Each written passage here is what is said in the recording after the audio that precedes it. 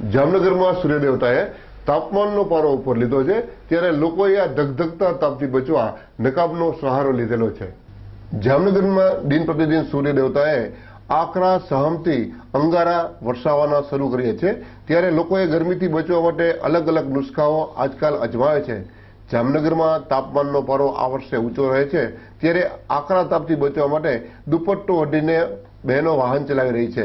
તેને સૂર્યનો તાપ ન લાગે તે માટે ખાસ કપડાં મહિલાઓ પહેરે છે, તો ભાઈઓ પણ મોઢે રૂમાલની બુકાની બાંધી ને આવતા જતા જોવામાં આવે છે। આ સૂર્યના ગરમીમાં શરીરે માટે હાથથી ચાલતા ચીચોડામાં બનેલ શેરડીનો રસ પીવે છે।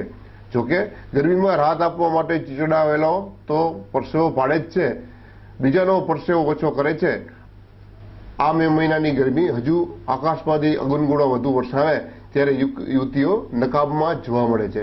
જામનગરમાં બપોરના સમયે તો રાજમાર્ગો પર કર્ફ્યુ જેવું વાતાવરણ સર્જાઈ જાય છે।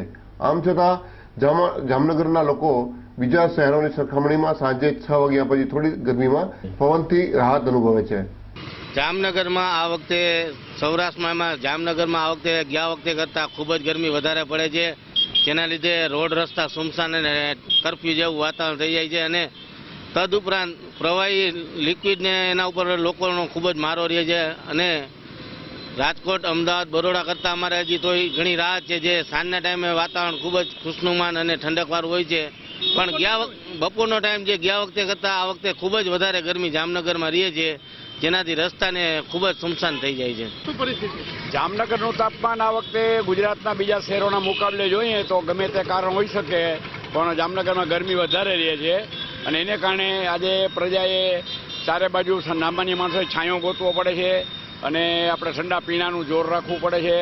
બીજા પણ ઠંડા પીણાને ઘરમાં પણ આજ ઘરની બહાર સવારથી 10 વાગ્યાથી માણસ સાંજના 6 વાગ્યા સુધી ઘરની બહાર નીકળી શકે નહીં એવી પરિસ્થિતિ ઊભી થાય છે। કદાચ એવું પણ બને કે સારા વિશ્વનું વાતાવરણ બદલતું હોય તો એનો ભોગ આપણે પણ બન્યા હોય એવું લાગે છે।